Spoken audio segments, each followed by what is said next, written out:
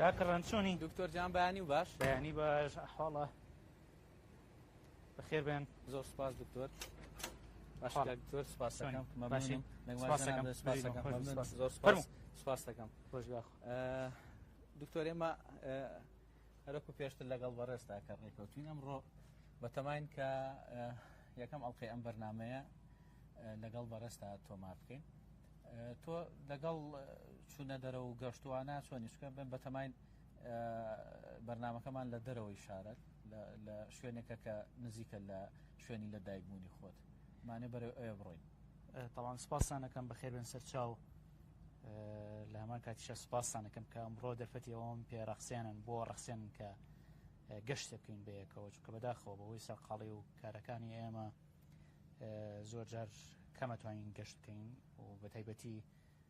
ئێمە لە ماوەی ڕابردووە کە بانگەشی هەڵبژاردن هەبوو لە ماوەی ڕابردووتریش کە قەیران هەبوو لە هەرێمی کوردستانە ئەمڕۆ کاتێکی خۆشی وادارم بەسەر بەرین پێکەوە انشاءالله ئێستا گەر تۆ ئامادە بی ئێمە زۆر باش فەرموو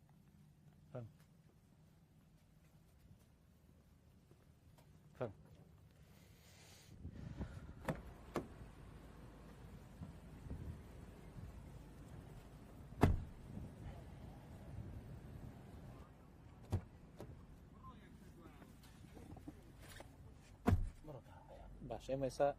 بەڕێکەین بەرەو ئەو ناوچەی کە زێدی خۆتە بەنەو ناحەی بەرەو خوڕماڵ و لێشەوە بەرەو زەڵم و بەرەو تێڵە و بیارە تۆ تا چەند لەگەڵ گەشتکردن نای بۆ دەرەوە حەزت لێ گەشت بکەی بۆ دەرەوە ئەتوانم بڵێم هەر بە گەڕیدەیی ڕاهاتووین ئێمە 2 ساڵان بووین من 2 ساڵان بووم زێدی خۆوانمان بەجێهێشتووە خوڕماڵمان بەجێهێشتووە بەهۆی شەڕی ئێران و عێراق و تۆپبارانانی کە هەبوو بۆ ناوچەیە و ئەو کاتی خوڕماڵ چۆڵ کرا ئێمە ڕۆشتین هەڵەبجە شەهید 2 ساڵیش لێو بووین دوایی کۆچمان کرد بۆ ئێران من لە 4 ساڵیەوەی تر ماڵمان کۆچی کردو بۆ ئێران و لە ئێران بوون وە لە ئێرانیش لە زۆر شوێنی ئێرانە ژیاوی ینی ئەوە نەبووە لە ماوەی 9 ساڵ کە لە ئێران بوون لە یەک شوێن بەڵکو لە ئۆردوگای جیاواز لە شاری جیاواز بوون بۆیە ینی بۆ بە بەشێک لە هینی ژیانمان ینی سروشتی ژیانمان کە لە شوێنی جیاواز و لە ینی لە کۆچ و لە ینی ئەوە نییە کە متەمەسیک بووبێتین لە ژیانمان ئەمما ئەوەیە نەبێ توانم بڵێم نزیکی 14-15 ساڵێکە کە لە سلێمانی جێگیر بوون وەگەرنا پێشەوە بەهۆی شەڕ ئێران و عێراق و بەهۆی کاری باوکم و بەهۆی کاری خۆمەوە بەردەوام لە گەڕانەوە بەسپاسەوە کەم پێشنیاریەوەم کرد بڕۆین بەرەو ناوچەیە و لەوێ بەرنامەکە بکەین تۆ پێشنیارەکە و قبول کرد هیوادارم لەوێ ئەم گفتوگویانی ئێستامان زۆرێک لە گفتوگوی کۆمەڵایەتی و گفتوگویی ئینسانی بوو بەڵام لەوێ گفتوگۆکانمان لەسەر زیاتر لەسەر بوارە سیاسیەکە و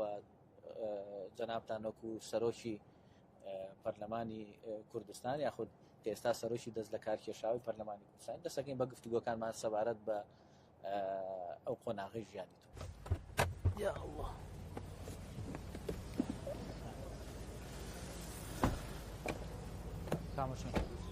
باشی سپاس چین بۆ ناوازارە کاکیجان چۆنن باشی برا ئەمە زێدی خۆتە ئەمە خوڕماڵە ئێرە خوڕماڵە و ئێرە زێدی ئێمە و لەم شارەیە من لەدایک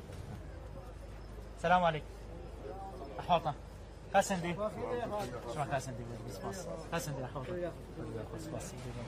ئەحواڵ سپاس باشە قوربان سپاس دەکەم چاوەکەمی سپاس دکتۆر ئێرە مزگەوتی گەورەی ناو خوڕماڵە و شوێنی کە زێدی لەدایک بوونی تۆیە بڵێن لە ناو خوڕماڵە ئێوە وەکو خێزانێکی ینی تا ڕادەیەک پابند بوون بە دینەوە هەتا ینی باوکی بەڕێز شتانێکێکە لە ینی دامەزرێنەرانیشێک لە حیزبەکانی حیزبە ئیسلامیەکانی هەرێمی کوردستان تۆ پێشتر لەو بڵێن لەو حیزبەیە کارە کردووە دکتۆر یوسف چۆن بیری کردەوە یاخود هۆکارەکە چی بوو دکتۆر یوسف کە بیری لەوە کردو لەم حیزبە ئیسلامی چیتر بەردەوامی بەکاری سیاسی خۆی نیە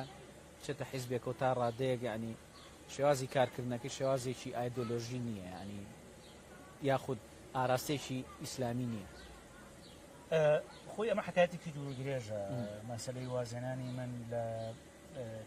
لە حزب لە یەکگرتو و طبعا من لە دوایەوەی وازم لە یەکگرتووانە بۆ ماوەیەکی زۆر کەسێکی سەربەخۆ بووم لە ڕێکخراوەکانی کۆمەلگای مەدەنی شمەکرد مامۆسای زانکۆ بووم لە بزوتنەوە مەدەنیەکانە شمەکرد. من 2003 وازم لە یەکگرتووانە بەڕاستیە یعنی لە ئەنجامی ئەوەی کۆمەڵێک گفتوگۆ کە ئەو کاتیش ئێمە لەناو یەکگرتووە ئەمان کرد من گەیشتنەوە قەناعەتەی کە ناتوانم ویتر لەناو حیزبەیە کار بکەم. من ڕاستی نامێ ئێستا زۆر شمەکە فاسیلی ئەو بابەتەوە چونکە لەبەرەوەی ئێستا من کارکتەرێکی سیاسیم لە حیزبێکی تر ڕەنگە ئەمە بەتایبەتی لەم دۆخەیە کە ئێمە پێویستمان بە کۆکردنەوەی هەموو دەنگۆڕان لە جیاوازەکان هەیە ئەمە کێشە دروستکراوانە بەڵام ینی لە دوجارە بیرڕای من وابوو کە ناتوانم لەناو یەکگرتووە کار بکەم بەتایبەتی هەندێک قەناعەتی تایبەت بە خۆم هەبوو سەبارەت بە چۆنێتی بەکارهێنانی دین لە بواری سیاست پەیوەندی نێوان دین و سیاست بەڕاستیشە سەو قەناعەتانم هەیە. سەرڕایەوەی من کەسێکی متدەینم بەڵام هەندێک قەناعەتی تایبەتم هەیە لەو بوارانەیە وەکو هەندێک خەڵکی تر بۆیە بڕیارم داواز لە یەکگرتوو بێنم و دواییش ینی وەکو باسم کرد ئەمە گۆڕانکاریەکی دراماتیکی نەبوو لە یەکگرتووە یەکسەر بۆ حزبێکی تر بەڵکو ئەو کاتێک کە من وازم لە یەکگرتوویانە ئەسەن بزوتنەوەی گۆڕان لە ئارایانە بوو. بزوتنەوەی گۆڕان لە 2009 2010 سەر پێکەوت و دوای ئەوەی کە بزوتنەوەی گۆڕان سەر پێکەوت هەستم کرد کە پاڕادەیەکی زۆر بزوتنەوەی گۆڕان لەگەڵ ئەو خواستانەی کە ئێمە هەمانە بۆ هێنانەکایی گۆڕانکاری لە هەرێمی کوردستان یەک ئەکرێتەوە بۆیە لەگەڵ بزوتنەوەی گۆڕان. بەڵێ بەڕێزان هەر لە درێژەی ئەم بەرنامەیەدا جارێکتر سڵاو لە ئێوەی ئازیز دکتۆر وابزان بە گەشتێکی خۆش هاتین لێەوە لە سلێمانیەوە بۆ خوڕماڵ 2000 هاتوینەتە هەورامان ئێستا لەم کەش و هەوا تا ڕادەیەک فێنک و خۆشایە دانیشین و بەشی سەرەکی گفتوگۆکەمان کە بریتە لەو پرسیارانەی من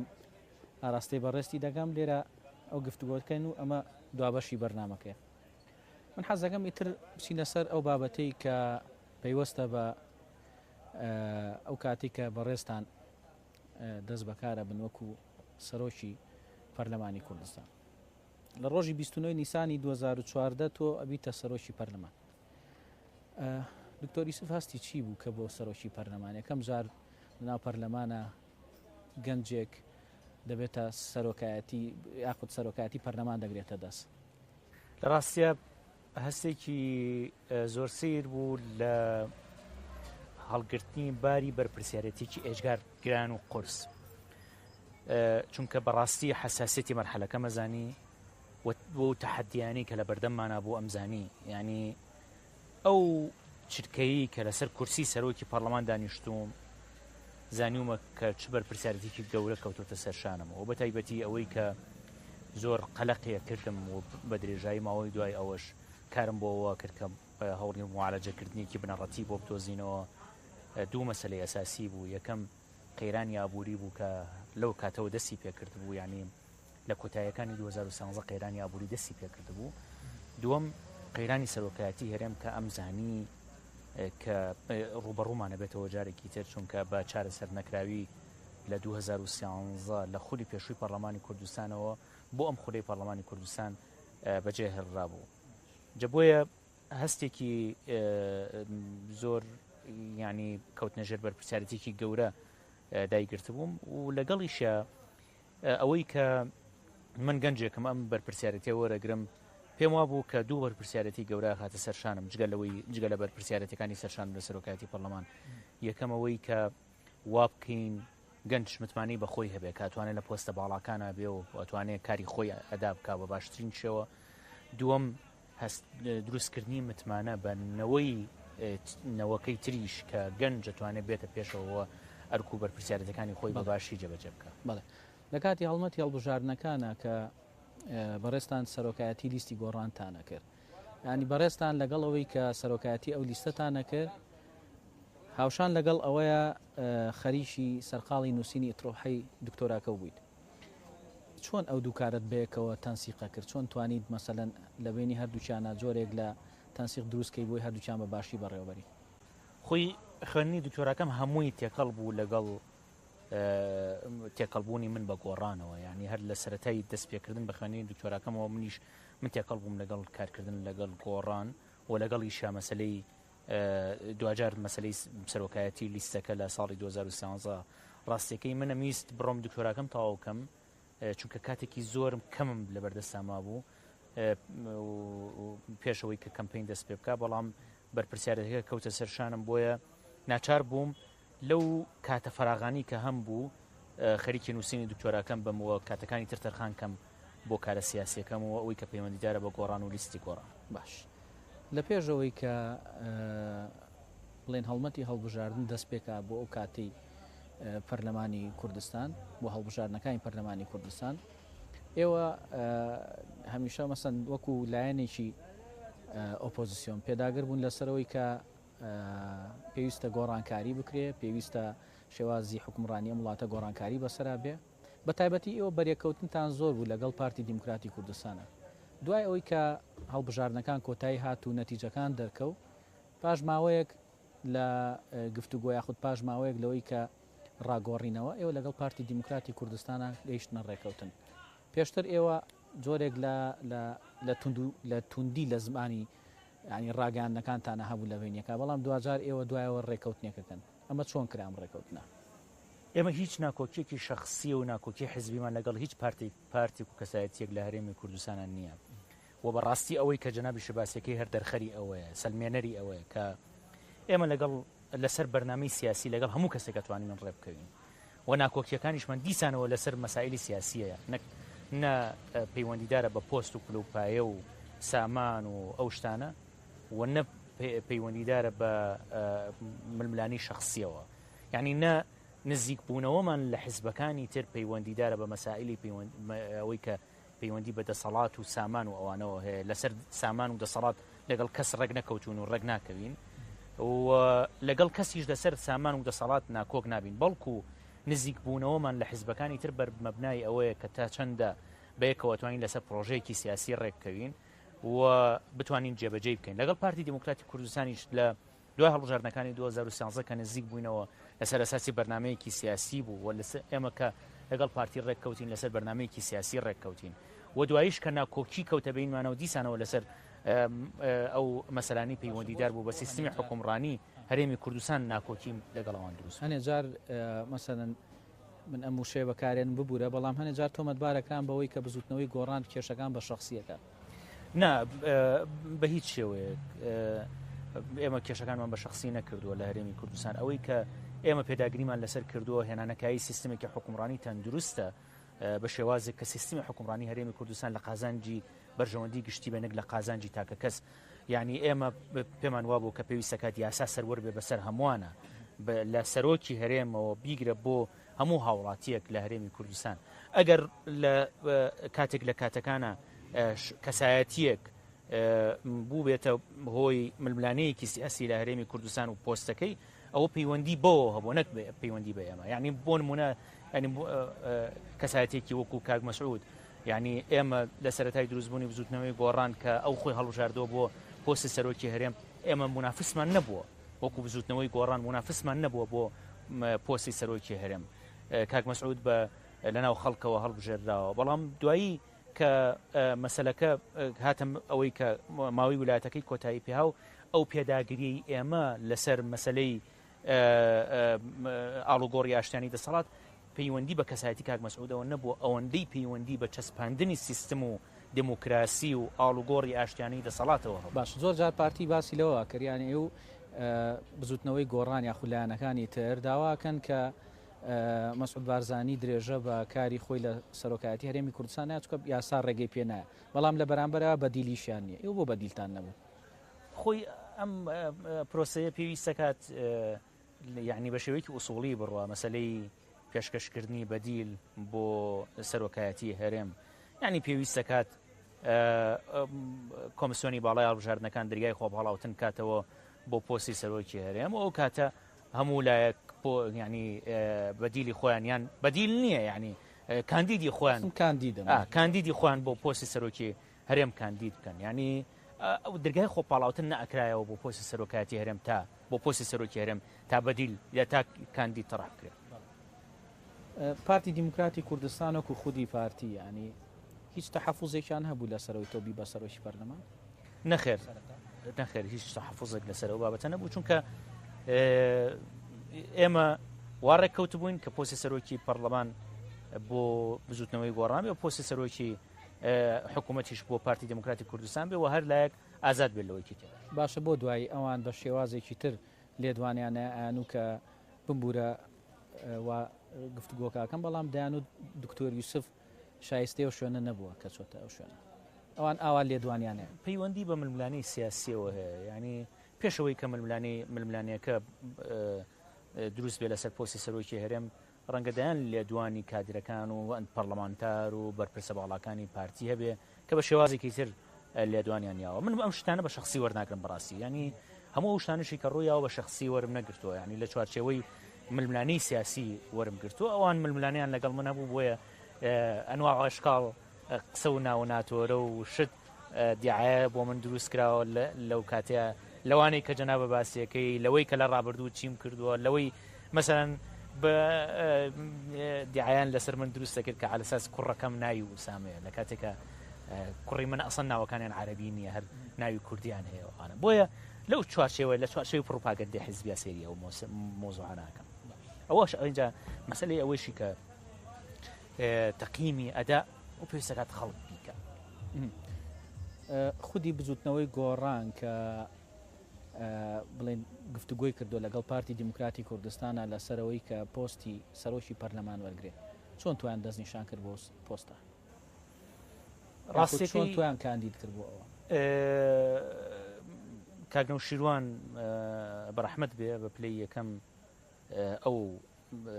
ئەو اختیاری هەبوو و دوایی لە جوواتی نیشتیمانی بزوتنەوەی گۆڕانیش ئەوە پەسەند کرا خۆی ئێمە هێنێکمان هەبوو بڕیارێکمان هەبوو پێش هەڵبژاردنەکان جوواتی نیشتیمانی بزوتنەوەی گۆڕان کە من خۆمەندام بووم تیا ئەو کاتە کە جوواتی نیشتیمانی بزوتنەوەی گۆڕان لیستی گۆڕان هەمووی ئەو کاندیدیەکە و پەسەندیەکە تەنها پۆستێک کە ڕێخەری گشتی بزوتنەوەی گۆڕان دیاریەکەات پۆستی سەرۆکی لیستەکە بوو کە هەرواش دیاریکرا بوو کە مەگەر پۆستێک لە پەرلەمان بەرگۆڕامکەوێ ئەو کەسە وەریەگرێ و کاگنەوشوان اختیاری کرد. باش کۆدەنجی هەبوو لە گۆڕان لەسەر تۆ پێم وابێت هیچ ناکۆکیەک لەسەر ئەو بابەتە نەبوو ینی هەموو کۆدەنگ بوون لەسەری کە تۆ بی بە سەرۆکی پەرلەمان ناڵێم ئەمە ناڵێم بەڵام هیچ ناکۆکیەک نەبوو لەسەر ئەو بابەتە. باش لە تۆ باز لەواکەی ڕانشاد نەوشرا مستەفا خۆی کە دەستنیشانی توی کردووە کە بی بە سەرۆکی لیستەکە و دواتر لە جوواتی نیشتیمانی بزوتنەوەی گۆڕان ئەوە پەسەند کراوە. ئێوەکو بزوتنەوەی گۆڕان پێشتر ئاماژەتان بۆ کردو کە پێویستە لە ناو بزوتنەوەکەیە ئەگەر پۆستێک بێکێ بدرێ پێویستە ینی لە ڕێگەی ئەوە هەڵبژاردن بێ یاخود کاندیدی تر هەبێ منافەسەی ئەو کە ینی ئەمە کرا لە بینی تۆیەکیشی ترا منافەسە کرا لە سەرۆی کە سەرۆکی پەرلەمان وەرگێ نەخێر هیچ منافەسەیەک نەکرایە یاخود کەسێکی تر حەزیە کرد بێ بە سەرۆکی پەرلەمان من نازانم ینی کەس بە منی نەوتوە کە حەزەکە بێ بە سەرۆکی پەرلەمان بەڵام ئەم شتانش پەیوەندی بە دیسپلینی حیزبی و بە بڕیاری حیزبەوە هەیە کە ئەو شتانە چۆن ئاڕات نازانم کەسیش نەبوو کە خۆی کاندید بکە و منافەسە نەبێ و ئەو شتە بەنسبەت منەوە زۆر تەبیعی بۆ گەر منافەسی شەوێت. باش با بێنە سەر ڕۆژەی کە دەنگ درا بۆ بەڕێزتان یا دەنگ درا بۆ تۆ بۆی کە بی بە سەرۆکی پەرلەمان فراکسیۆنی یەکێتی دەنگی بە تۆ نەدا بۆ ئەوەش دیسانەوە پەیوەندی بە ململانەیەکی سیاسیەوە هەبوو لەو کاتەیە ئەوان وەکو تەکتیکێکی هەڵبژاردن ئامادە نەبوون بێنە ناو ئەو ڕێککەوتنانەی کە کرابوو لە نێوان ئێمە و پارتی لە نێوان پارتی و یەکگرت و کۆمەڵ ئەیانویست لە دوای هەڵبژاردنەکان لە دوای هەڵبژاردنەکانی ئەنجومەنی نوێنەرانی عێراق و ئەنجومەنی پارێزگاکان و ڕێککەوتنەکان بکەن بۆیە لەو کاتەیە بە شێوەیەکی تەکتیکی نەهاتنە ناو ڕێککەوتنەکانەوە وە لە ئەنجامیەوە دەنگیان بە سەرۆکایەتی پەرلەمان نایە. چەند یاسایەک لەو کاتێک کە تۆ سەرۆکی پەرلەمان بووی دەرچووە ینی یەکێک لەو یاسانە کە بە گرنگیەوە باسی لێ دەکرا ئێوە زۆر پێداگر بوون لەسەری کە ئەتان و ئەم یاسای زۆر گرنگە ویژ یاسای دروستکردنی سندوقی داهاتە ناوتیەکانە یاساکە دەرکرا سندوقەکە دروست نەکرا بۆ هۆی پاکستنی پەرلەمانەوە سندوقەکە دروست نەکرا یعنی ئەو ماوەی کە هەتا پەخستنی پەرلەمان یعنی بۆچی نەکرا سندوقەکە دروست بکرێت کە یاساکەمان پەسەند کرد بوو لە ماوەی 90 ڕۆژە سندوقەکە دروست بکرێ چوونە ناو ململانی بابەتی مەسەلەی سەرۆکایەتی هەرێم هێشتا 90 ڕۆژەکان تەواو نەبوو بوو و ئێمە لە مشاوەری ئەوە بووین لەگەڵ حکوومەت کە چۆن سندوقەکە دروست بکەین پەرلەمان پڕکرا باش ئێوە لە حکوومەت یعنی ئەوە کە یاساکەتان ئاراستە کردو بێ حکوومەت کار لەسەرەوە بکە یاخود دەسەڵاتی جێبەجێکردن بینێرێ لە دەسەڵاتی جێبەجێکردنتان پرسیەوە بۆچی ئەم کارە ناکە وەکو بۆم باس کردی هێشتا دێدلاینەکەی کۆتایی پێ نەهات بوو لەوا بووین کە لەگەڵ حکوومەت کەوینە سەرخەت بۆ ئەوەی ناوەکانی خۆی کاندیدەکانی خۆی بۆ سندوقی داهاتنەوتیەکان بۆ پەرلەمان بنێرێ کە پەرلەمانی کوردستان پەخ باش ئێوە هەز ناکەن ئێوەش پێداگر نەبوون لەسەرەوەی کە سندوقە دروستکرێت ئەسان هەر دەرکردنی یاساکەی پێداگریکی گەورە بوو چونکە لە خۆلی پێشووی پەرلەمانیش ئەو یاسایە هەبوو بۆ زانیاریت لە خۆلی پێشووی پەرلەمانی کوردستان ئەو یاسایە پێشکەشکرا بوو بەڵام وەلانگا ئێمە بە پێداگریەوە نەکەر ئەوە بەڵکو پاکێجێکمان ئامادە کرد بوو لە بواری نەوت و گازە کە دروستکردنی سندوقی داهاتنەوتیەکان بوو کە هێنانی کۆمپانیایەکی بێلایەن بوو بۆ چاودێریکردنی بواری نەوت و گاز لە هەرێمی کوردستان و دەستکردنەوەی دیوانی چاودێری دارایی هەرێمی کوردستانیش بۆ ڕاگەیشتن بە حساباتی نەوت و گاز و دروستکردنی کۆمپانیەکانی تری پەیوەندیدارە بە مەلەفی نەوت و گاز لە هەرێمی کوردستان کە کۆمپانیای بە بازارکردنی نەوت و گازە نازان چەند کۆمپانیایەکی تایبەتمەند بوو هەمووی پرۆژه یاساکانیمان حاضر کردبوو یەک لە دوایەک لە پەرلەمانی کوردستان ئیشی لەسەر بکەین و پەسەندی بکەین یعنی ئەوە نەبوو کە بەسەنها سندوقی داهاتنەوتیەکان پەسەند بکەین بە بەرنامە یەک پاکێجی تەواو لە بواری نەوت و گازە حاضرمان کردبوو کە پەسەندی بکەین باش دکتۆر یوسف کە ئەبێ بە سەرۆکی پەرلەمان ئەوان سەرۆکی دانیشتەکانە سەرۆکی هەموو فراکسیۆنەکان ینی بە بێجیاوازی پەیوەندی چۆن بوو لەگەڵ فراکسیۆنەکانی ترا جگەل لە بزوتنەوەی گۆڕان پەیوەندیەکی زۆر ئاساییمان هەبوو لەگەڵ هەموو فراکسیۆنەکانی پەرلەمانی کوردستان و بەڕاستی زۆر پێداگر بووم من شخصی خۆم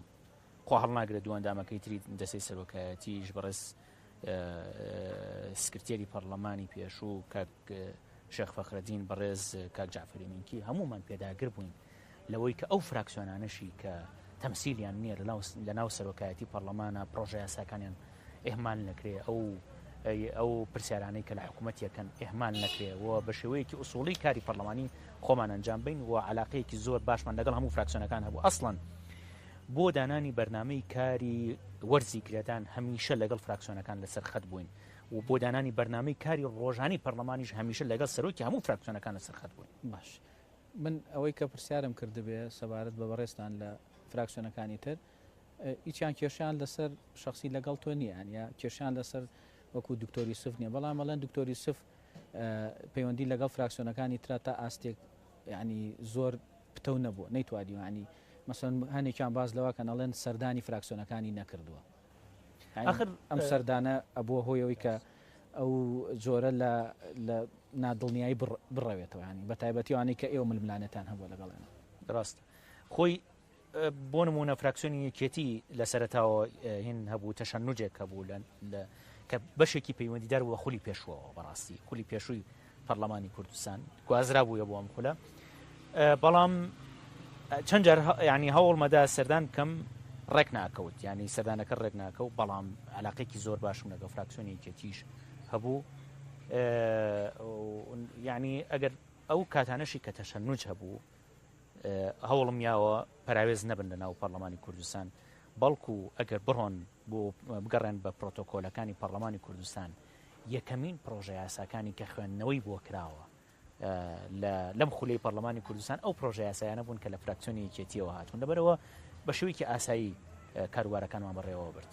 بۆ دەرگای سەرۆکایەتی پەرلەمان و ژوورەکەی ئێمە کراوە بوو بۆ هەموو فراکسیۆنەکان و بەبێ ئیستیسنا بە تەنسیق لەگەڵ هەمویان نەکرد فراکسیۆنی یەکێتی کە فراکسیۆنێکی گەورەی ناو پەرلەمانی کوردستان بوو بەڵکو تەنانەت ئەو فراکسیۆنانیشی کە یەک پەرلەمانتاریان هەبوو بە هەماهەنگی لەگەڵ هەمووانە کاروباری ناو پەرلەمانمان ڕەکەن هەمووان بە شێوەیەکی یەکسان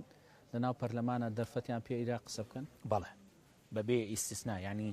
قسەکردن لە ناو هۆڵی پەرلەمانە بۆ هەموو فراکسیۆنەکان بووە و لە ناویشانە بۆ هەموو پەرلەمانتارەکان بووە بە سیستمێک کە ڕێکمان خستووە عەدالەتی تیابێ. باش هەنێ جارگلیان لەوە کردو کە دکتۆر یوسف لە هەنێ کاتە ینی کە بابەتەکان خراوەتە ڕوت و ڕەبووە یاخود باز لەوە دەکرێت تەنانەت دوو کەس لە فراکسیۆنەکەی خۆش لە کاتێکە کە جەلسەیەک بووە ینی کردوتنەتە دەرەوە کەسم نەکردوتە دەرەوە لە دانیشتنی پەرلەمان پێدوتون ئەمە ینی ناگونجێ لێرە باس کرێ یا شتێکی ئاوا ڕاستە لە هەندێک دانیشتە بۆ نمونە 1 سەعات کاتی پەرلەمانی کوردستان ئەکوژرا بە بابەتی دەرەوەی بەرنامەی کارەوە دوای سەعاتێک لە کوشتنی کات بە بابەتێک کە لە دەروی بەرنامەی کارەوە کاری پەرلەمان بووە ناچار بووم ئەو پەرلەمانتارانە ئاگدارکەم ئەگەر لە فراکسیۆنەکەی خۆشم بوو بێ بەڵام کەس ینی هیچ پەرلەمانتارێک لە پەرلەمانی کوردستان من ڕێم بەخۆم نەداوە بیان کەمە دەرەوەی هۆڵی پەرلەمانەوە یعنی بڕۆن بەراورد بکەن لە بینی ئیدارەدانی ئێمە بۆ کۆبنەوەکانی پەرلەمان و پێش ئێمە یعنی ئەو پەڕی نەرمیمان هەبوو لەگەڵ پەرلەمانتارانان لە گفتوگۆیە تا ئاستی ئەوەی کە وەکو باسم کرد تەسیری لەسەر ئەدای پەرلەمان هەبوو. باش هیچ کات دکتۆر یوسف شاری حیزبەکەی لەسەر بۆ جێبەجێکردنی بڕیارەکان یا بۆ جێبەجێکردنی شتێک ئەجەندایەک لە ناو پەرلەمانی کوردستانە هیچ کات پێتەڵم بە دڵنیایی و پێتەڵم بۆ مەسەلەن حیزبەکانی ترەوانەی کە ڕکابەری بزوتنەوەی گۆڕانەکەن بە تایبەتی پارتی دیموکراتی کوردستان باز لەوە کە دکتۆر یوسف بۆیە بەم شێوازە پەرلەمان پەکخرا لەبەرەوەی کە ئەداەکەی جۆرێک حیزبیان نەبووە و فشاری حیزبەکەی زۆر لەسەر بووە. نا یعنی پەرلەمان لەسەر پرۆژە یاساکانی سەرۆکایەتی هەرێم پەکخرا وانە بوو ئایا بەس تەنها بزوتنەوەی گۆڕان پرۆژەی پێشکەش کردبوو بۆ هەمواری یاسای سەرۆکایەتی نەخێر 5 فراکسیۆن لە پەرلەمانی کوردستان پرۆژە یاسایان پێشکەش کردبوو بۆ هەمواری یاسای سەرۆکایەتی و من داواشم لە فراکسیۆنەکانی تریش کرد کە بیرروبۆچوونی خۆیان بخەنە ڕوو بۆ چۆنەتی چارەسەرکردنی یاسای سەرۆکایەتی ئەگەر فراکسیۆنی پارتی پرۆژە یاسایی هێنابێت و من نەمخسبێتە بەرنامەی کارەوە یا ئێمە لە دەستەی سەرۆکاتی نەماخست بەرنامەی کارەوە ئەوە دڵنیاییەوە بە شێوەیەکی حزبی ماوەڵەمان کردووە بەڵام کە ئەوان خۆیان پرۆژیان نەبووە فراکسیۆنەکانی تر پرۆژیان هەبووە بەپی پەیڕەوی ناوخۆ ئێمە مولزم بووین پرۆژەکانی ئەوان بخینە بەرنامەی کارەوە هیچ لە دەرەوەی پەیڕە و هیچ شتێکمان نەکرد. باش دکتۆر یوسف هیچ بڕیارێک لە پەرلەمان دەرچوو بێ یاخود بڕیارێکی یا بێ شتێک بوو بێ کە لی پەشیمان بێ بیرم بەتایبەتی لە ڕووە سینەکەی لە ڕووی تەشریعەوە لە هیچ شتێک پەشیمان نیم ئەوەی کە کردومانە ویژدانی خۆمانمان ئاسوودە کردووە نازانم لە ڕووی ئیداریەوە ئەگەر بڕیارێکمانیا بێ ینی سائب نەبوو بێ ئەسە بیرم نییە بەڵام لە ناو پەرلەمان لە ڕووی ئیداریشەوە هەوڵێەوەمانەدا کە چاکسازی ئیداری کرد. باش یەکێکی تر لەوانەی کە تێبینی بوو لەسەر بەڕێزەکە من پرسیارم کردوڵێن دکتۆر یوسف پەیوەندی لەگەڵ کۆنسڵخانەکانی ناو هەرێمی کوردستان پەیوەندیەکی پتە نەبووە لاواز بووە بۆیە لەو کاتەشی کە دکتۆر یوسف ڕوبەڕووی ڕێگریکردنە بێتەوە لە چوونی بۆ ناو هەولێر کۆنسڵخانەکان هەڵوەستێکی وان نانوێن پەیوەندی ئەمە لەگەڵ کۆنسڵخانەکان پەیوەندیەکی زۆر باش بوو ئەگەر بگەڕێیتەوە بۆ سایتی پەرلەمان ئەبینی کە هیچ هەفتەیەکی پەرلەمان نەبووە کە من پێشوازی لە کۆنسۆڵێک یان چەند کۆنسۆڵێکی نوێنەری لە وڵاتان نەکەم لە پەرلەمانی کوردستان و هەندێک جاریش ئەسڵەن کۆبوونەوەی بەرفراوانمان بۆ هەموو کۆنسۆڵەکان سازە کرد. ئێوە بۆچی پێداگر بوون لەسەر هەمواری یاسای سەرۆکایەتی هەرێمی کوردستان لە کاتێکا مەسەلەن پارتی دیموکراتی کوردستان داوای ئیتیفاقی ڕێکەوتنی لێوا کرد پێداگری نەبوو ئەوەندەی هەوڵدان بۆ چارەسەرکردنی مشکلێک کە لە بەردەممان نابوو بەڵامەوە ماوەی تەمدیدی ماوەی درێژکردنەوەی 2 ساڵی سەرۆکایەتی هەرێم لە ناوەڕاستی خولەکەی ئێمە بە کۆتا گەیشت بۆیە پێویست بوو بە دوای چارەسەرێکا بگەڕین بۆ ئەم پرسە یان یاسای سەرۆکایەتی هەرێم هەموارکەین بە شێوەیە کە بتوانرێت لە پەرلەمانەوە سەرۆکی هەرێم هەڵبژێردرێ یان هەڵبژاردن لە ناو خەڵکەوە بکرێت بۆ پۆستی سەرۆکایەتی بۆ پۆستی سەرۆکی هەرێم و من ساڵێک پێش ئەوە دەستم کرد بە ئامادەسازی بۆ ئەوەی کە ئەم پرسە چارەسەرکەین بە ڕێگەی دەستور بە ڕێگای یاسا ئەمانە لەگەڵ یا ئەوە من نیم پرۆژە یاسام هێناوە بۆ هەمواری یاسایی سەرۆکایەتی هەرێم ئەوەکو باسم کرد 5 فراکسیۆنی پەرلەمانی کوردستان 4 پرۆژە یاسایان پێشکەش کرد بوو بۆ هەمواری یاسای سەرۆکایەتی کە بەپی پەیڕە و پێویست بوو بخێنە بەردەمی کارەوە بەڵام 2000 بەسەر بزوتنەوەی گۆڕان ناشکایە ئەوان مۆزوعێکی ترە ڕاستە من و بزوتنەوەی گۆڕانیش ئەمە هەوڵمانەدا ئەم مۆزوعە بە شێوەیەکی یاسایی چارەسەر بێ بەڵام دوور نییە هەندێک حزبی تر ئامانجی تریان هەموو بێ مەسەرەن حزب هەیە 2 پرۆژە یاسایی پێشکەش کردو بۆ هەمواری یاسای سەرۆکایەتی دوایی دەستبەرداری پرۆژەکانی خۆی بووە ئەوە بەڕێی خۆی ئەوە خەڵک پێویستەکە تەقییمی ئەدای ئەو حزب و فراکسیۆنەکەی بکات لە پەرلەمانی کوردستان بەڵام ئێمە ویستومانە ئەم پرسە بە شێوازێکی ئوسوڵ و یاسایی بڕە باشە لە کاتێکە باز لە یاسای یاخود هەمواری یاسای سەرۆکایەتی هەرێمی کوردستان کراوە کە هەرێمی کوردستان لە فەراغێکی دەستوریا بوو مەسا ئێوە ئەولەویەتان بۆچی نایە بە دەستور پێشەوە یاسای سەرۆکایەتی ینی دەستور بچەست پێ اینجا یاسای سەرۆکایەتی بێتە ئارا جا هەر ئێمە ئەومان کرد بەڕاستی ینی لە مانگی 11 ساڵی 2014ەوە ئێمە خوێندنەوەی یەکەممان بۆ پرۆژە یاسای پەسەندکردنەوەی دەستوری هەمیشەیی هەرێمی کوردستان یان هەموارکردنەوەی پرۆژەی دەستوری هەرێمی کوردستانمان کرد بەڵام بەداخەوە ململانی نێوان پارتی و یەکێتی ڕێگر بوو لە بەردەمەوەی کە لیژنەی دەستوری دروست بکرێت تا مانگی 5 2015 کە ئەو کاتی تر دەفەت نەما بوو بۆ چارەسەرکردنی پرسی سەرۆکایەتی هەرێم بەپێی دەستور ڕۆژی 23 حوزەیران کۆبوونەوەی پەرلەمانەکرێت لەبارەی هەمواری یاسای سەرۆکایەتی هەرێمی کوردستان ئێوە چۆن بڕیارتانە ئەو کۆبوونەوە بکرێت لە کاتێکە باز لەوە کرێکەشەی پێشتر بە تۆ ڕاگەێنراوە کە کۆبوونەوەکە نەکرێت تەنانە لەلایەن بەرپرسەکانی حیزبەکەی خۆشتەوە ئەزانی 23 حوزەیران دانیشتێکی ئاسایی پەرلەمانی کوردستان بۆ خوێندنەوەی یەکەم بەڵام پارتی بە ئینقلابی زان بۆ خوێندنەوەی یەکەم بۆ پرۆژە یاساکانی هەمواری یاسای سەرۆکایەتی هەرێم کە ئەمە کارێکی تەشریعی ئینقلاب نییە ئینقلاب بریتە لە بەکارهێنانی هێز بۆ پەخستنی دامەزراوە شەرعیەکانی هەرێمی کوردستان ئەوەی کە لە 12 ئۆکتۆبەرە ڕوویە ئەوە ئینقلاب بوو نەک خوێندنەوەیەکی ئاسایی بۆ پرۆژە یاساکانی کە لەلایەن فراکسیۆنە جیاوازەکانی پەرلەمانی کوردستان پارتی بەگەلە کۆمەشی تێگەیشت بووی ئەمە هەموو فراکسیۆنەکان بە زۆر لە جۆرەکان یانێ پارتی دەرکەن لە معادلەکە بۆچی ینی ئەزانی ئێستا لە هەرێمی کوردستان نە پۆستی سەرۆکی پەرلەمان تاپۆیە بۆ هیچ حزبێک نە پۆستی سەرۆکی حکوومەت تاپۆیە بۆ هیچ حزبێک نە پۆستی سەرۆکی هەرێمیش تاپۆیە بۆ هیچ حزبێک ئەم پرسانە پێویست دەکات بە شێوازی دیموکراسی ڕێک بخرێن یعنی هەڵبژاردن بکرێت بۆ پۆستی سەرۆکی هەرێم پارتیش دەتوانێت مڕەشەحی خۆی هەبێ گۆڕانیش دەتوانێت هەبێ یەکێتی بێ هەموو حزبەکانی تریان بێ مڕەشەحی پارتی بردیەوە یا ئەهلەن وەسەرەن پیرۆزی بێ هی حزبەکانی تریش بردیانەوە پێویست دەکات پارتی پیرۆزبایان لێ بکە جا ئەم پرۆسەیە کەوتۆ بە شێوەیەکی قانونی ڕێکی خەی ئەمە نەگە لە کۆمەیە ئەمە وەلانانی پارتیە هیچ نیە باش دوای ئەوەی کە 23 حوزەیران تێ ئەپەڕێ نزیکە بینەوە لە تەواوبوونی ئەو کاتە لە تەواوبوونی وادەی سەرۆکایەتی هەرێمی کوردستان شەوی 19 لەسەر بیستی ئابی 2015 کۆبوونەوەی کە کرێ کۆبوونەوەکە بە بەشداری پێنج لایەنەکە بکە پیانوت کۆبوونەوەی پێنجپۆڵی لەگەڵ نوێنەری وڵاتانە تا درنگانی بەیانی باس و گفتوگۆ کرێ لەسەرەوەی کە ئایا چی بکرێ بۆی دەرچێک بێ بۆ ئەم کێشەیە لە هەرێمی کوردستان وا باسەکرێ کە لە کۆبوونەوەکە لایەنەکان گەیشتنەتە ڕێکەوتنێک کۆبوونەوەکە نەکرێ بەڵامەوە دکتۆر یوسفە لە پەرلەمانی کوردستان پێداگر بۆ لەسەرەوەی کە ئەبێ کۆبوونەوەکە بکرێ زۆر جار باسی ئەم دانیشتنەوە ئەومان کردووە ڕوونکردنەوەمان لەسەرەوە بابەتەیە ئەو کورتی قسەکە ئەمەیە کە حیزبەکان دانیشتون بۆ ئەوەی چارەسەری پرسی سەرۆکایەتی هەرێم دۆزنەوە نەگەیشتون بە چارەسەر هیچ چارەسەرێکیان نەدۆزیوەتەوە کە یارمەتی دەری پەرلەمان بێ و یەک ڕۆژیش ماوە بۆ ویلایەتی درێژکراوەی سەرۆکایەتی هەرێم کە نەگەیشتونەتە ڕێککەوتن حزبێک پێشنیاری ئەوەی کردووە کە دانیشتنەکەی پەرلەمان ڕێکخرێ ئەکرێ لێرا بووترێ ینی چێ حیزبەکە پێشنیاری کرد ئەزانی ئێستا جارێ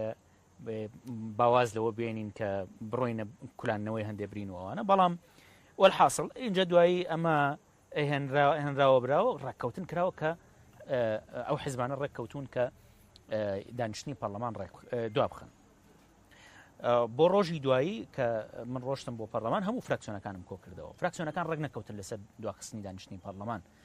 من داوام لێکردن کە داواکاریە پێشکەش بکەن حزب ناتوانێت داوا ئاڕاستی پەرلەمانی کوردستان بکە بەڵام دوجار ئێوە نوێنەری حیزبن لە ئەوە نوێنەرەی حیزبەکان فراکسیۆنەکانی پەرلەمانن ئەبوو حیزبەکان لە ڕێگای نوێنەرەکانی خۆیان کە فراکسیۆنەکانی پەرلەمانن پرۆژە پێشکەش بکەن بۆ دواخستنی دانیشتنیەکی نائاسایی پەرلەمان کە لەسەر داخوازی پەرلەمانتاران دانیشتنەکە ڕێکراوە بۆ ئەوەی منیش بیخەمە دەنگدانەوە و ڕێی زۆرینە لەسەرەوە بوو دانیشتنەکە دوا بخری بیخەم ینی دانیشتنەکە دوا بخین سەرڕای ئەوەی کە من لەگەڵ دواخستنی دانیشتنی پەرلەمان نەبووم بەڕاستی چونکە کات نەمابوو کات بەدەستەوە نەمابوو بۆ چارەسەرکردنی پرسی سەرۆکایەتی هەرێمەوە کەوتینە فراغەوە لە فراغی شەرعیەتەوە بەڵام بە هەموو فراکسیۆنەکانم وت ئەگەر داوای دواخستنی دانیشتنی پەرلەمان بکەن ئەوە منی خەمە دەنگەوە و ئەگەر دەنگی هەنا پەسەند دەکرێت ئەمە کول مافیل ئەمر ئەمە بووە من بە شێوەیەکی ئوسوڵی ئیداری ئیشەکەم کردو حزب بۆی نییە داوای دواخستنی دانیشتن لە پەرلەمان بکە حکوومەت بۆی هەیە پرۆژە پێشکەش بە پەرلەمان بکە پەرلەمانتارانیش بۆیان هەیە پرۆژە پێشکەش بە پەرلەمان بکەن هیچ داواکاریەکی ڕسمی تەنانەت لەلایەن حزبەکانیشەوە حزبەکەی خۆشە بە حزبەکەی خۆشمەوە هیچ داواکاریەکی ڕسمی جگە لەو مەسەلە شەفەهیەی کە حزبەکان ڕێککەوتون لەسەر دواخستنی دانیشتنی پەرلەمان هیچ داواکاریەکی ڕسمی پێشکەش بە ئێمە نەکرا بۆ دواخستنی باشە مادام ئێوە لە بزوتنەوەی گۆڕان یعنی کە تۆش نمایندەی بزوتنەوەی گۆڕان تەکرد هەرچەندە سەرۆکی پەرلەمان نمایندەی هەموو پەرلەمانی بەڵام وەکو نوێنەری وەکو کاندیدێکی سەر بزوتنەوەی گۆڕان لەوێ بووی مادەم حیزبەکەت ڕازی بوو بۆی کە ئەو دانیشتنە ئەنجام بدرێ و بە ئیتیفاق شتەکە بکرێ مادەم ئیتیفاق بۆچی ئەو چانسەتان نایەوە بە حیزبەکانیان بە حیزبەکەی خۆشە کە زیاتر گفتوگۆ بکەن ئەوان لە پێنج قۆڵەکە زیاتر بۆی ئەو کۆبوونێ نەبێت و تەشەنووزی زیاتر ئەزانی هیچ کێشە نەبوو لەوەی کە دوای ئەوەش حزبەکان کۆ ببنەوە من نوێنەری حزبەکەی خۆم نەبووم لە سەرۆکایەتی پەرلەمان حزبەکەی من فراکسیۆنێکی هەبوو لە پەرلەمانی کوردستان کە فراکسیۆنەکەشی ڕازی نەبوو بە دواخستنی دانیشتنی پەرلەمان یعنی فراکسیۆنی گۆڕان سەرسەختانە دژی دواخستنی دانیشتنی پەرلەمان بوو لەگەڵ فراکسیۆنی یەکێتی و وتیان ئەگەر تەنانەت بشکێتە دەنگەوە دژی دەنگەدەین جا لەبەر ئەوە من ئەبوو بێلایانی خۆم بپارێزم لەم پرسەیە بەو شێوەیە معالەجەیەم بابەتەمان کرد وتمان داواکاری بۆ دواخستنی دانیشتنی پەرلەمان هەبێ منی خەمە دەنگەوە کێ لەگەڵی بوو وەگەر زۆرینە لەگەڵی بوو دانیشتەکە دوا باشە ڕۆژی دوانزەی بەڵام ئەوە ڕێگر نەبوو لە بەردەمەوەی کە گفتوگۆ نەکرێ گفتوگۆ لە دوای ئەوەش بەردەوام بەڵام آخر پارتی دیموکراتی کوردستان بە تایبەتی و دوایەوە گفتوگۆ لەسەر چی بکەین کە تۆ ئێمە شەوی پێشووتر هەمومان دانیشتوین بە نوێنەرایەتی وڵاتان و اتفاقمان کردووە کە بە شێوەیەک لە شوەکان ینی بە قسەی حیزبەکان نەکراوە دوای ئەو اتفاق لەسەر چی بکەین ئەی باشە اتفاق لەسەر یاسای سەرۆکایەتی بکرایە ئەتوانرا بهێنرایەتە ناو پەرلەمان و لە ناو پەرلەمانەوە پەسەند بکرای ئەمە بیانووە ئەم مەسەلەیە وەگەرنا لە دوای ئەوەشەوە دانیشتنە پێنج قۆڵیەکان بەردەوام بوو تا هەشتی دەی 2015 نۆ دانیشتنی پێنج قۆڵی کرا نەگەیشتن بە نەتیجە و دانیشتەکانی پەرلەمانیش بەردەوام بەڵێ ڕۆژی دوانزەی دەی 2015 لە پردێ ڕێگری لە بەڕێز دەکرێت کە بچنە ناو هەولێرەوە بۆ ئەوەی کە بچن لە پەرلەمانی کوردستان داوامی ئاسایی خۆتان بکەن ئێوە وەکو سەرۆکی پەرلەمان پێشتر ئاگادار بوون پارتی هەڵوێستێکی وانوێنێ شەو بەڵێ ئاگدار بوون کە پارتی داوان لێکردین ئێمە نەچین بۆ سەرکارەکانی خۆمان هەموو وەزیرەکانی بزوتنەوەی گۆڕان بەڵێ ئاگدار بوون پێش باش مادەم ئاگادار بووی کاتە تو ئەمە هەڵوێستە نوانوتە و ئەتەوێ بچیتەوە بۆ پەرلەمان دکتۆری سف کە ڕێگریان لێ کرد بۆچی پێداگر نەبوو لە سەرۆی بچێتە ناو هەولێرەوە گەر بە پێش بێ بڕاتە ناو هەولێر لەبەرەوەی ناکرا ینی ئەو بۆچی ناکرا ئەوە ساحەی شەڕ بوو ساحەی جەنگ بوو دروستکرا بوو من ئامادە بووم ینی چەند جار لەسەر دانیشتەکانی تری پێشووی پەرلەمان ینی دانیشتەکانی پەرلەمان تهدیدی ژیان لەسەر ژیانم هەبووە کە بڕۆمەوە بۆ پەرلەمان بەڵام ڕۆشتومەتەوە ئامادە بووم خۆم هەموو مەسیرە قبولکەم بەڵام نەمەویست بەهۆی ئەوەوە شەڕ دروست بێ شەڕی ناوخۆ لەو بازگەیەوە دروست بێ ئەوە مەیدانی جەنگ بوو ئەوە نەبوو کە من بە پێ بڕۆم و ئەوانە تەنانەت ئەوانیشیکەن لەو هینەکە بوون بەو پاسەوانانەی بازگەکەش کە لە ناو بازگەکەیا بوون معڕەز بوون بۆ لە ناوچوون باش دواتر ئەگەڕێنەوە سلێمانی و کۆمەڵێک لە حیزبەکان کۆنگرێکی ڕۆژناموانیتان کرد و ئیدانەی ئەوەتان کرد کە سەرۆکی پەرلەمان ناتوانێت بچێت دەوامی خۆی بکە لە نێوانیانە حیزبەکانێکێتی بۆ ئەوانەی تریش لەگەڵتان نبوون کە ئەم کارە کارێکی باش نەبوو کراوە بەپی پەیڕەوی ناوخۆ لە یەکێک لە بورگەکانی پەیڕەوی ناوخۆی پەرلەمان ئاماژە بۆ کە ئەگەر لە هەولێر نەتانتوانی کۆبنەوە لە هەر شوێنێکی تر گونجاو بوو ئەتوان کۆبنەوە ئەنجام سەرۆکی پەرلەمان دکتۆر یوسف ئەو کاتە بۆچی بانگێشتی پەرلەمانتارانی نەکرد بۆ نمونە لە سلێمانی سەرۆکایەتی جەلسەیە بکە کۆبنەوەیەکمان کرد لەگەڵ فراکسیۆنە جیاوازەکانی پەرلەمانی کوردستان لە سلێمانی بۆ ئەوەی چێکیەوە بکەین کە ئایا توانین دانیشتنی پەرلەمان لە دەرەوەی هەولێر ئەنجام بین ڕێککەوتین کە و دانیشتن ئەنجام نەدەین لەگەڵ فراکسیۆنەکان لەبەر چەند هۆکارە یەکەم نەمانەویست پەرلەمانی کوردستان سەر ڕای هەموو و بارودۆخە دابەش بێ بە دوو بەشەوە بەشێکی لە هەولێر بێ بەشێکی لە دەرەوەی هەولێر بێ و بە تەواوەتی دابشبوون دروست بێ و لەگەڵیشە هەندێک لە فراکسیۆنەکان لە ژێر فشارا بوون نەمانەویست کەونە ژێر فشاری ئەو فراکسیۆنانە کێ بوون لە ژێر فشار دیسانەوەمە لێگەڕین بۆ کاتی تر ئاخر خۆ ئێساتر ماوەیەک تێپەڕێ بەسەر ئەو بابەتەیە و هێشتا پێویستە ڕاستێکا بخرێتە ڕوو هێشتا پێویستەکەدان بە خۆمان نابگرین لە وتنی هەندێک ڕاستی ئەو لانانی کە پێشتر لەگەڵ خۆش باسیەوە کرد و لانانی کە پێشتر لەسەر ئەوە کۆک بوون کە پێویستە یاسای سەرۆکایەتی هەرێمی کوردستان هەموار بکرێ دوای تێپەڕبوونی چەند کاتێک بە تایبەتی دواوی کە ڕێگری لە بەڕێستان کرا کە بچنە هەولێر دوای فترەیەک جۆرێک لە پاشەکشێ بیندا لە ڕێی ئەو فراکسیۆنانە بۆچی ئەم پاشەکشیان ئەو پێویستە ئەو پرسیارە لە خۆیان کرد بەڕاستی ئێوە هیچ هۆکارێکتان هەبوو ینی هۆکارێکە بوو وابکە لەوان کە لەلایەن ئێوە بێ هۆکارەکە وابکە لەوان پاشەکشێ بکەن نه هیچ لای ئێمەوە هیچ هۆکارێک نەبووە ئەوان خۆیان پاشەکشیان لە هەڵوەستەکانی خۆیان کردووە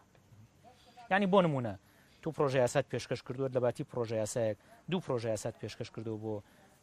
هەمواری یاسای سەرۆکایەتی و هەڵبژاردننی سەرۆک لە ناو پەرلەمانەوە بەڵام لەگەڵ ئەمری واقع مامەڵاکەی ئەو کەواتە پاشەکشەیە لەو مەبادیانی کە خۆت بەرز کردوتەوە دکتۆر یوسف وەکو سەرۆکی پەرلەمانی کوردستان ینی پەشیمانیە لەوەی کە ئەوە دانیشتێکی وان نەکرا بۆی دۆخیارێمی کوردستان زیاتر ئاڵۆز نەبووە یەکێکە لە شانازیەکانی ژیانم ئەو بڕیارەی کە ئەو ڕۆژە بڕیارمدا نەک لەسەر داوای حیزبەکان بەڵکو لەسەر داوای پەرلەمانتاران کار بکەم یعنی یەکێکە لە شانازیەکانی ژیانم کە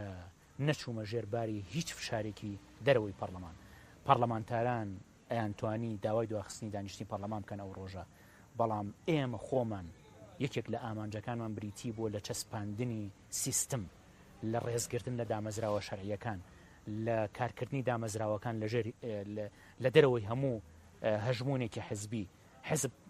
هین نییە دێوەزمە نییە لە هەرێمی کوردستان یعنی کە ئێمە ڕقمان لی بێ بەڵام حزب ئەبێ لە ڕێگای دامەزراوە شەرعیەکانەوە ڕۆڵی خۆی ببینە نەک لە دەرەوەی دامەزراوە شەرعیەکانەوە خۆی بسەپێنێ بەسەر دامەزراوە شەرعیەکان ئەو حزبانەی کە ینی ئەم هەموو هاتووهاوارە لەسەر منەکەن لەسەر دانیشتنی نۆزدەی ئاب لە ڕێگەی فراکسیۆنەکانیانەوە ئەیانتوانی داوای دواخستنی دانیشتنی پەرلەمان بکەن و ئەیانتوانی ئەوە تاقیب بکەنەوە کە ئایا من چیەکەم لەو حاڵەتە و هەموو سەرۆکی فراکسیۆنەکان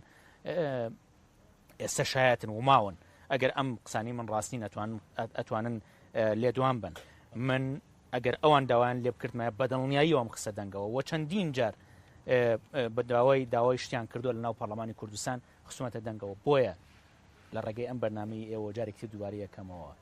پێداگریمان لەسەر دوانەخستنی دانیشتنی نۆزدەی ئاب لە دەرەوەی بڕیاری پەرلەمانتارانی کوردستان یەکێکە لە شانازیەکانی ژیانمان ینی هیچ ڕخنێک لێ نەگیراوە لەلایەن خودی بزوتنەوە کەشتەوە لەسەر و دانیشتە کەسێک لە پەرلەمانتاران کەسێک لە ناو بزوتنەوە کە بڵێ دکتۆر یوسفە بۆیە ئەمەی نەکردە وەکو باسم کردی من وجدانی خۆم ئاسوودە کردووە و ڕەوانشاد کاکنەوشوان مستەفاش تێگەیشتنی هەبوو بۆ ئەو پرسە بۆیە لە دەروی بزوتنەوە کەش بە شێوەیەکی هێن ینی بە شێوەیەکی لە بزوتنەوەی گۆڕانیش تا ئێستا بە شێوەیەکی ڕسمی هیچ باس و خواستێک لەسەر ئەو بابەتە نەبووە هەمووان پشتگیری ئەو هەڵوێستە بوون شتێک هەیە من حەزەکەم بیان مێرە زۆر پێیوەستە بۆ تۆ ینی ئەڵێن زۆر حەزلیەتی منەوەی کە پرسیارم کردووە ئەگەر هاوکارانم هەردوو شتەکەمان بۆ بێن کە ئەم دووشتە ئەمە تەوان بابەتێکی ئەوە کەسێتی ئەمە بەس ئەڵێن دووشت هەیە یەکیان میوەیە یەکیان چەرس ئەڵێن دکتۆری سوف هەردووشی حەز ڕاست بۆچی خولیای هەردووچیانە هەیە وڵی تر بەدەم کارکردنەوە بەردەوام من حەزەکەم میوە بخۆم و چەرس بخۆم و بە تایبەتی بە شەوانە بەدەم متابعکردن و ئیشکردن و خوێندنەوە ئەوانە بەردەوام حەزەکەم دەم و دەسم مەشغوڵ بێت باش ئەنی کە کاتێک سەرۆکی پەرلەمانیش بووی دەرفەت هەبوو لەگەڵ و هاوسەرەکەت و مناڵەکان تا ئەمە بکەی بەڵێ هەروەڵا ینی بە شەوانە بە تایبەتی هەرچەندە بەجددی اعترافێک کە بیکەم ینی حەقی ماڵ مناڵی خۆم زۆر خواردووە لەو ڕۆوە چونکە التزاماتی سەشانم زۆر بووە ینی شتێک کە زۆر جار کە عەزێت مەدا لەمە ئەوە بووە کە کاتێک کە هاوسەرگیریم لەگەڵ شەیمای خێزانم کردووە منەو کاتە وازم لە حیزباتی هێنابوو ینی لە ژیانی حیزبی هێنابوو و ئەوە وەکو یەکێک لە هێنەکان بوو ینی یەکێک لەو هەندەرانە بوو کە شەیما هاوسەرگیری لەگەڵم بکە بەڵام دوایی چوومەوە ناو ژیانی حیزبی کە ڕەنگە ئەمە بوو ئەو کێشەی دروست کرد بێ ئەوە ڕاستیەکە کە ئەبێ بێڵێم تووڕە نابووی لێ چکڵێن دکتۆری یوسف کە تووڕە نابێ بەس کە تووڕابێ تر دۆشاوەکەی نازانم ینی زۆر بەکەمی تووڕابم لە ماڵەوە بەس کە تووڕابی نانی ئەوە نییە کە هەر لە ماڵەوە نانیە لە هەموو ئەزانی ڕاستە کەسایەتیکی نەرمم هەیە بەڵام هەر کاتێک بگەمە هەڵوێستە نوێنە باش با دکتۆر بگەڕێنەوە سەر تەوەری بەرنامەکە کاتێک دکتۆری یوسف بێ بە سەرۆکی پەرلەمان تیمێک پێکەهێنێ بۆی کە لەگەڵ خۆیان بیبا بۆ پەرلەمان و ئەو تیمە کارەکانی بۆ ڕای بکەن لەوێ مەسە یاری دەدەرە هەبوو ڕاوێشکارە هەبوو کەسی تایبەتمەند هەبوو کە ئیش و کارەکانی بۆ بەڕێوە بردی باز لەوە کرێت تیمەکە هاوکارە نەبوون بۆی کە کارەکانە بە باشی بەڕێوەبەر یاخود بمبورام قسایەکەم تیمەکە لاواز بوون تا لەوێ بووین تیمەکە زۆر هاوکار بوون لەگەڵم بە هەموو هینەکانیانەوە هیچ بمبورە لاوازی بەمانای ئەوە نا بەس بەمانای ئەوەی کە نەیانتوانێت مەسەن پەیوەندیەکە لەگەڵانی ترا بۆ دروستکان یا زۆر جار مەسەلەن لاانێ شتێکە بوو بە پێیان نەوت بێتی یا زەنی کاکە ڕەنج ئێمە لە سەردەمێکی ئێجیار سەختە سەرۆکاتی پەرلەمانمان وەرگرت کە جگە لەو دوو مۆزوعی کە باسم کرد بۆت لە سەرەتاوە مۆزوعی کە قەیرانی دارایی و دواییش قەیرانی سەرۆکایەتی هەرێم ئێمە کە دەستمان پێ کرد شەڕی داعشش دەستی پێ کرد بەڵام سەرڕای هەموو ئەمانە کارێکمان کرد پەرلەمانی کوردستان بە هەموو ئەم قەیرانە ڕابکە ئەگەر جیاوازی حیزبی نەبووایە لە پرسی سەرۆکایەتی هەرێم بەڕاستی قەیرانی سەرۆکایەتی هەرێمیشمان چارەسەرە کرد بەڵام بەداخەوە حیزبەکان هاوکارمان نەبوون لە چارەسەرکردنی قەیرانی سەرۆکایەتی هەرێم ئەوە مەسەلەیەک لە خولی پێشوش بۆمان بەجێما بوو بۆیە یعنی پرسێک نەبوو کە ئێمە کەمتر خەم بوو بێتین لە مەسەلەیەکە مەسەرەن لە جەبهەکان چوون بۆ جەبهەکان لە ڕاگەیشتن بە خێزانی شەهیدان لە ڕاگەیشتن بە دەرکردنی یاسا لە متابعکردنی دەسەڵاتی جێبەجێکردن لە هەموو ئەمانە کاری خۆمانمان کردووە سەرڕای ئەمەش هینێکمان دەست پێ کرد هەڵمەتێکی دیبلۆماسی پەرلەمانیمان دەست پێ کرد بۆ دەرەوە هەر لەو کاتی کە لە پەرلەمان بووم و دوای ئەوەشی کە لە هەولێر کە ڕێگریم لێکرا بچمە هەولێر ڕاستە ڕەنگە هەموو تیمەکە پێرفێکت نەبوو بێ کاری ئینسانیش هەمووی هەڵە و کەم و کورتی تێکەوێ بەڵام تا ڕادەیەکی زۆر بە هەمومانەوە توانیمانە کارێکی گەورە لە پەرلەمان بکەین نەکرد ئێمە بەڵکو بە هاوکاری فراکسیۆنەکانیش کاتی بەرنامەکە بەرە کۆتای ڕۆهانێک پرسیارم هەیە گەر بکرێ بە کورتی وەڵام بیتەوە هەرچەنە لانێ پرسیارەکان زۆر هەڵگرێ برد بە کورتی جوان بیتەوە لەو جیلێ گەنجی کە پێشتر لە بزوتنەوەی گۆڕان بوون بە تایبەتی مامۆسای زانکۆ بوون هەنێکیان لەو جیلە وازیان هێنان لە بزوتنەوەی گۆڕای خود بە شێوک لە شێوەکان دوورکەوتنەوە لە بزوتنەوەکەم بنمونەی دکتۆر شاهۆ دکتۆر زانە ئەمانە لە بزوتنەوەی گۆڕان تا ڕادەیەک پاشەکشیان کرد دکتۆری یوسف چۆن پاشەکشی نەکرد لەگەڵوانە یعنی هەست بۆ ئەوان کردیان ئەم نەیکرد ئەوانیش بە ڕێگای خۆیان ئێستا هەمان خەون و خولیای گۆڕانکاری درێژە پێدەن و منیش بە هەمان شێوە وەکو ئەوان درێژە بە و خەون و خولیایە لەناو بزوتنەوەی گۆڕ باشە هەنگاوەکانی ئەوانە پێ چۆن بوو چیشیان پێڵی ئێستا بوان بەڕاستی ئەوان تا ئێستش دۆستی من هاوڕێی یەکترین ڕەنگە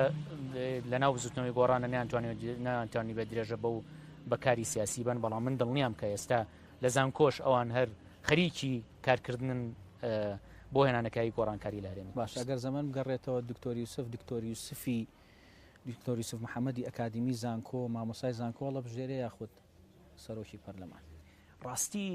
هەستکردن بە بەرپرسیارەتی لە هەرێمی کوردستان بۆ هێنانەکەی گۆڕانکاری وای لە من کرد کەس جگەل لە بوارە ئەکادیمیە کە لە بواری سیاسی شاکار بکەم پەشیمان نیم لەوە ئەزانم ئەمە ئەرکێکی گەورەی خسۆسە سەرشانم ئەگەر من وەکو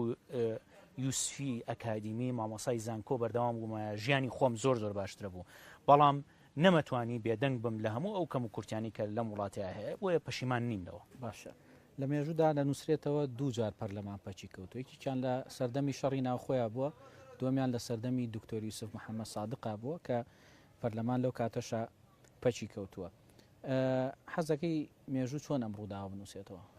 ئەو مێژوو نووسانە بێ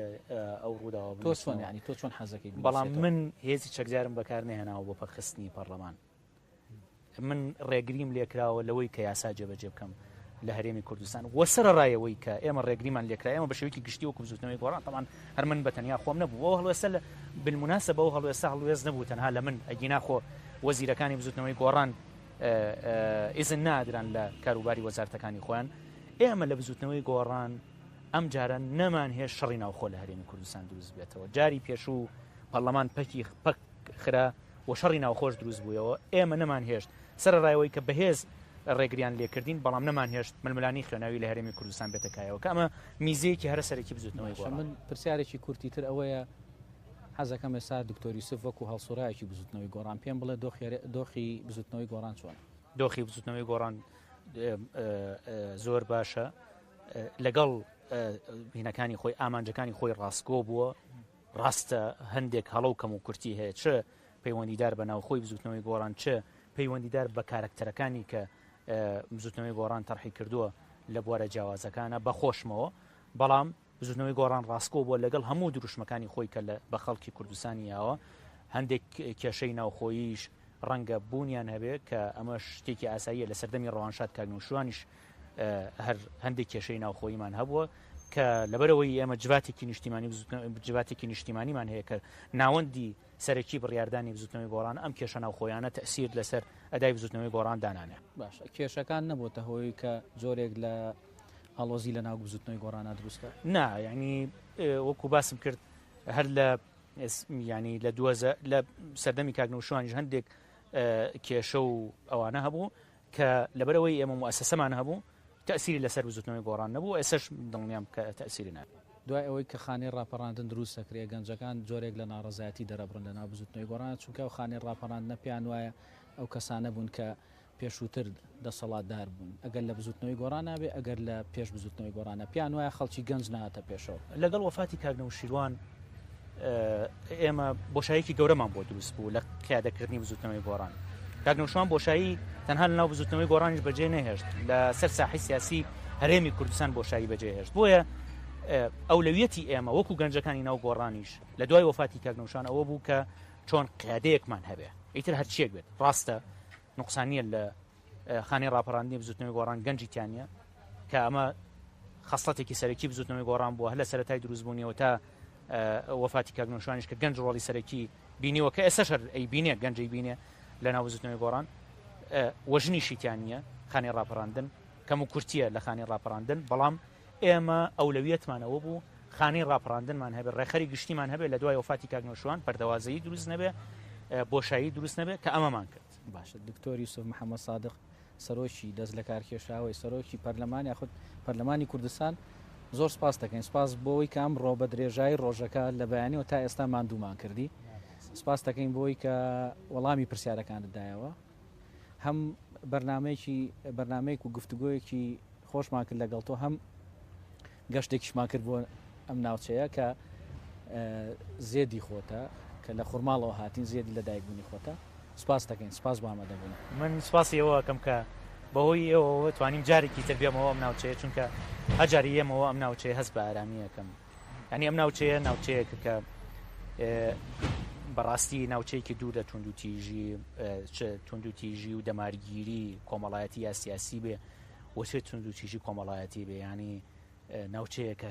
هێوریەکتیا ژن ڕۆڵێکی گەورەی تیابینێت توندوتیژی بەرامبەر بە ژنان تا ڕادەی سفرە هەندێک عرف و عادەتی ناشرینی کۆمەڵایەتی هەیە مەسلەی ژن بە ژن و نازام گەورە بە بچووکەوانە لەم ناوچەیە